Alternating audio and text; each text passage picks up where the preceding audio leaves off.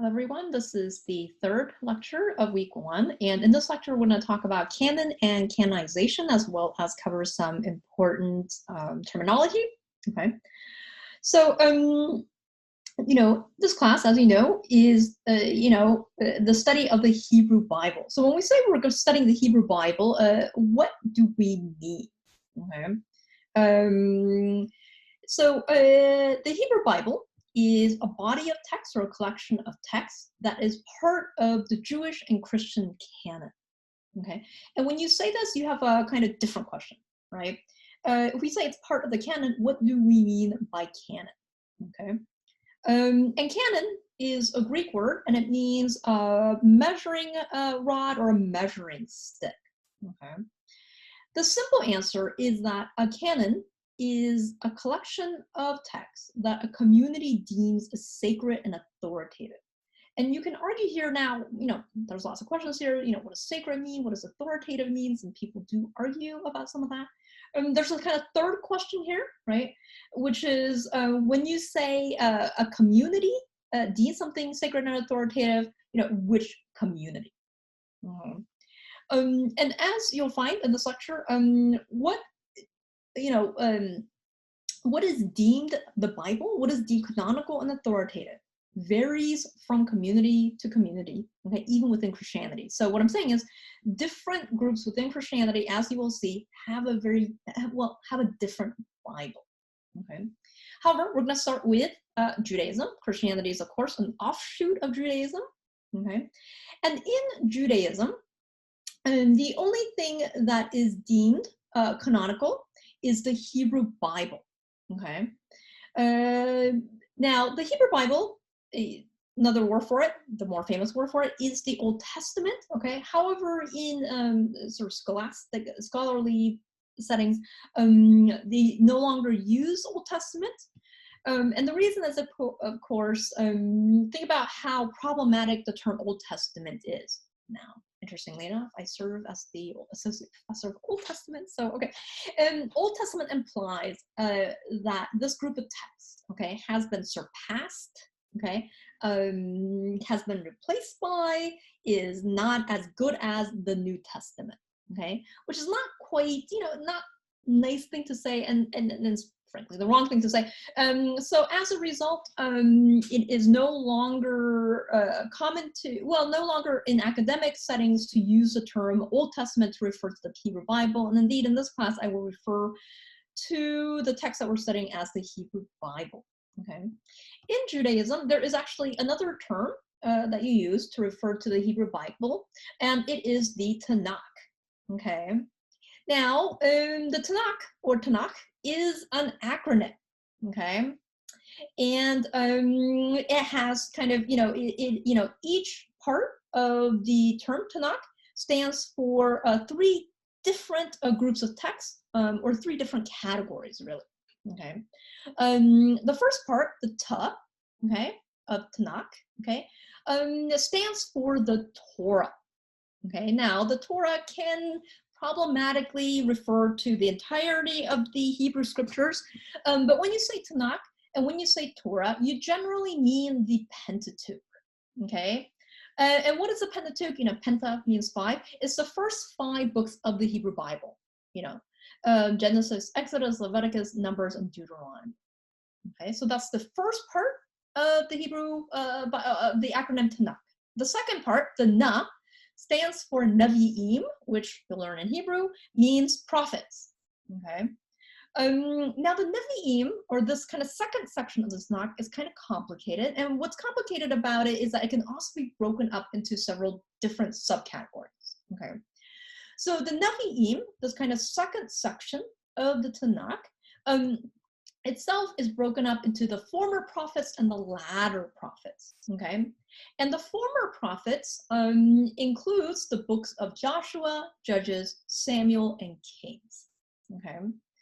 The latter prophets equals, now it can be broken up further. It's really the rest, okay? The latter prophets itself is made of 2 other subcategories, major prophets and minor prophets, okay? The major prophets are these longer books of prophecy named after particular prophets, Ezekiel, Isaiah, okay, and so forth. Okay. The minor prophets are really these kind of shorter prophetic books, okay, 12 short prophetic books from Hosea to Malachi. Okay. And so it is the former prophets plus the latter prophets of which can be divided up, okay, into major and minor prophets. This is the second part of the acronym Tanakh, okay.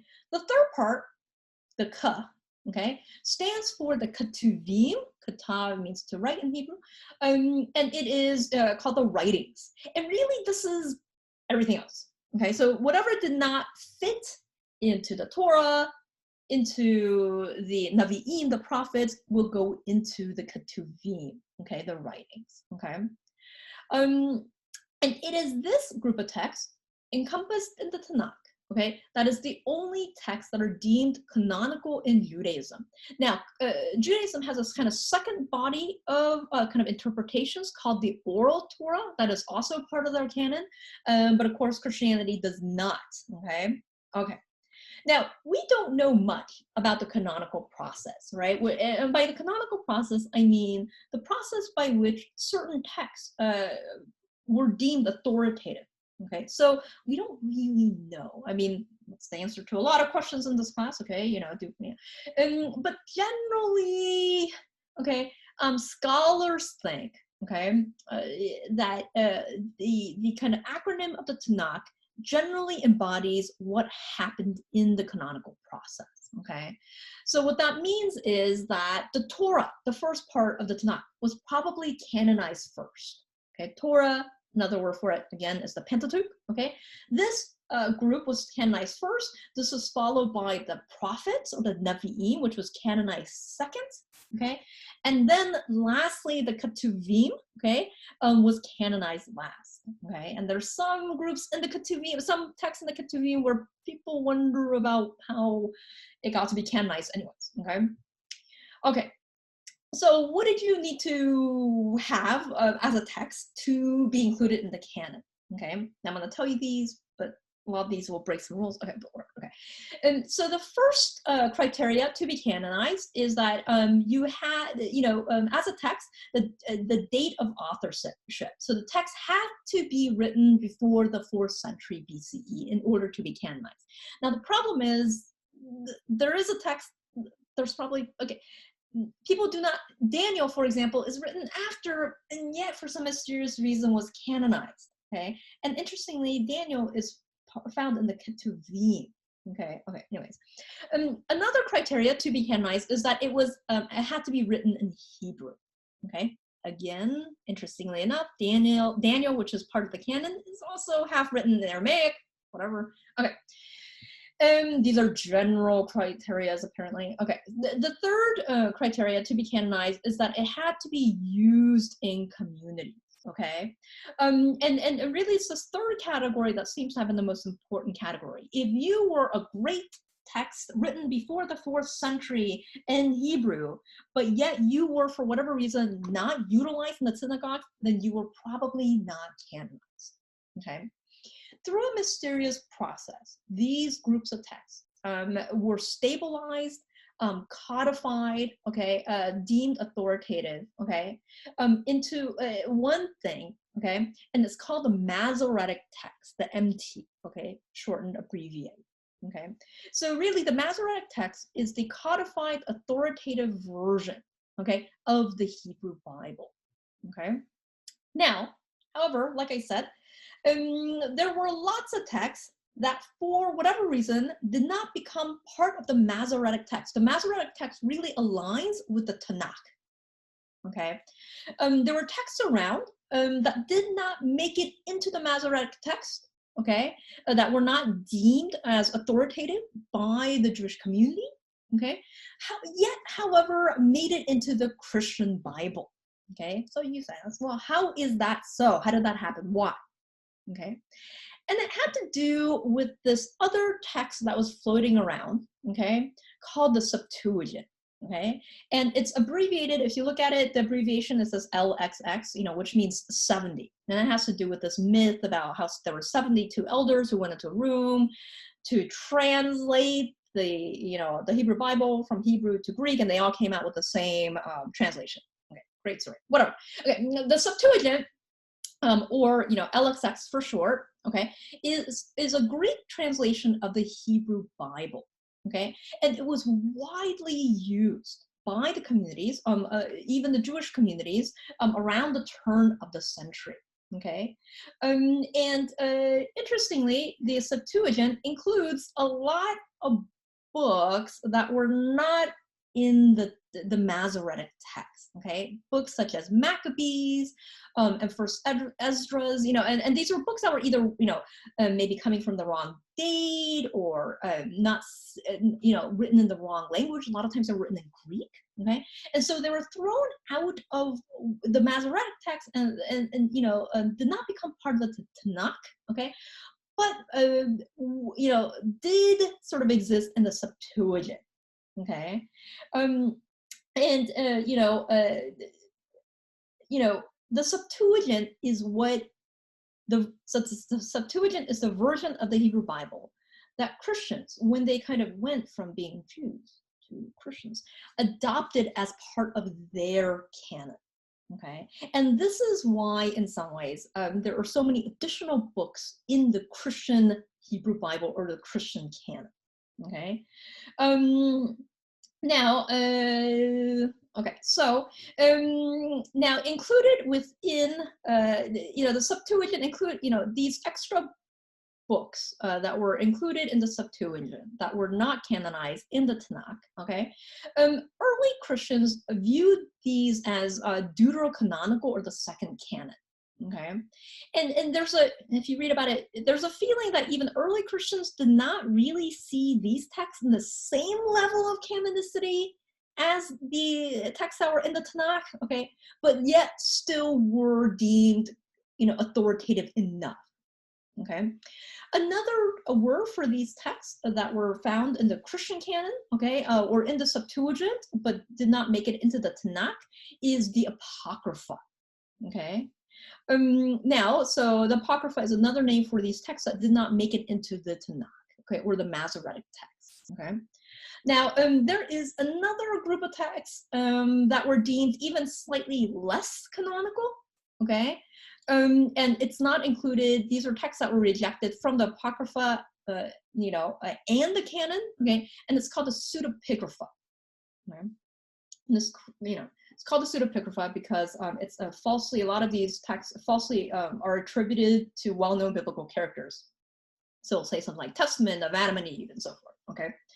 Okay, and the Pseudepigrapha generally is not deemed canonical by most Christian, Jewish communities, except by Eastern Christian groups. Okay, so when Christians adopted the Hebrew Bible, into their canon, what they did is not only did they take the Septuagint version of the Hebrew Bible, including these additional texts called these deuterocanonical texts called the Apocrypha. Not only did they take those in, but Christians also, interestingly, reordered the Tanakh, okay, or reordered the Hebrew Bible, okay?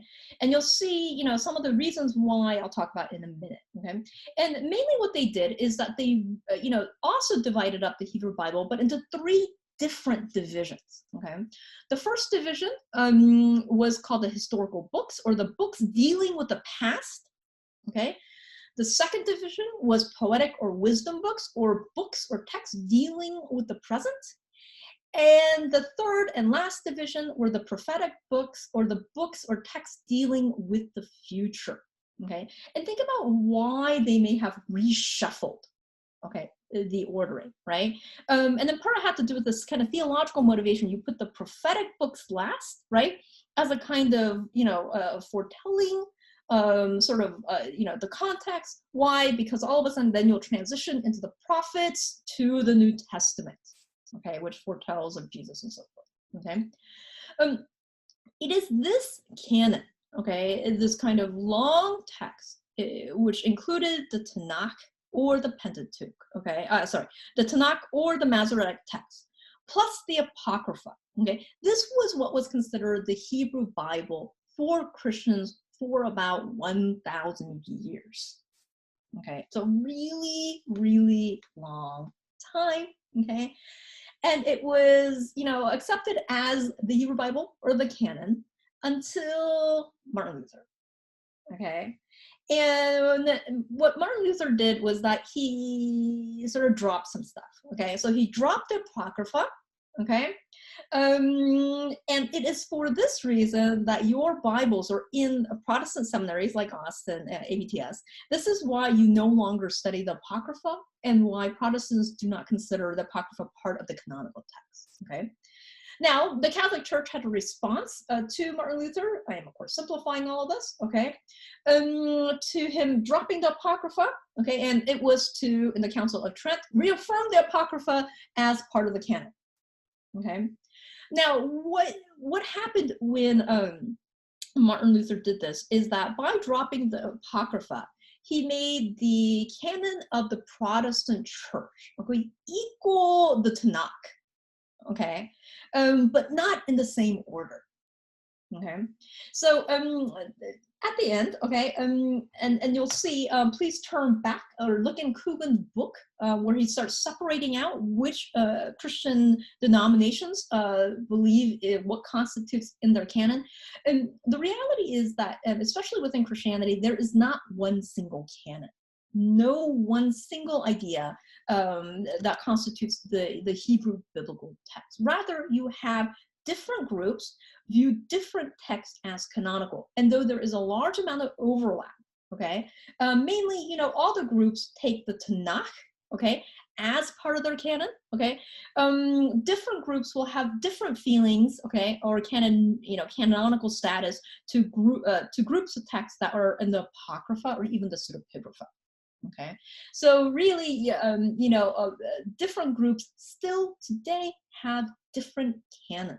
Okay, okay. So, and again, maybe in your groups you can talk about what that means for canonicity when different Christian groups cannot really agree about what they take constitutes the Bible. Okay, okay. So this is the end of the third lecture. Thank you.